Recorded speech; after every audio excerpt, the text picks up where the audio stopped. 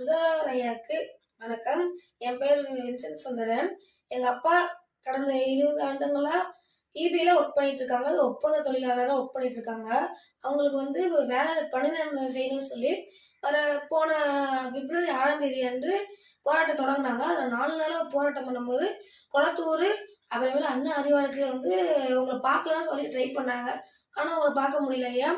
அப்புறமேல கலைஞர் நினைவிடத்துக்கு போயிட்டு கலைஞர் பேனாவை தொட்டு எங்களுக்கு வேலை நிரந்தரம் செய்யணும்னு சொல்லி சொன்னாங்க. ஏன்னா 2009 வந்து நிறைய ஒப்பந்த தொழிலாளருக்கு வேலை வாய்ப்பு போட்டு கொடுத்தாங்க.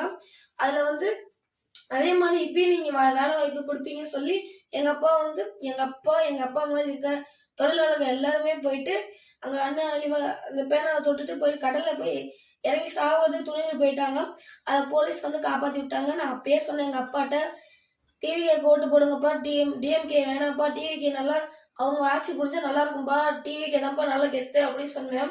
எங்க அப்பாட்ட சொல்லும்போது எங்க அப்பா திட்டினாரு. எங்க தாத்தா அதுக்கு மேலே எனக்கு திட்டினாரு. அதுக்கப்புறம் எங்க தாத்தா வந்து கலைஞர் தாத்தா செஞ்ச எல்லாத்தையும் வந்து சொன்னார் என்கிட்ட. எல்லா ரோடு போட்டது, எல்லா பணி எல்லாத்தையுமே அர்ப்பணிப்பு எல்லாத்தையும் சொன்னார் என்கிட்ட. நான் ரொம்ப ஆச்சரியப்பட்டேன். அடுத்து பராசக்தி படத்தை பத்தி எங்க அப்பா வந்து நல்ல டீட்டெயிலா சொன்னாங்க.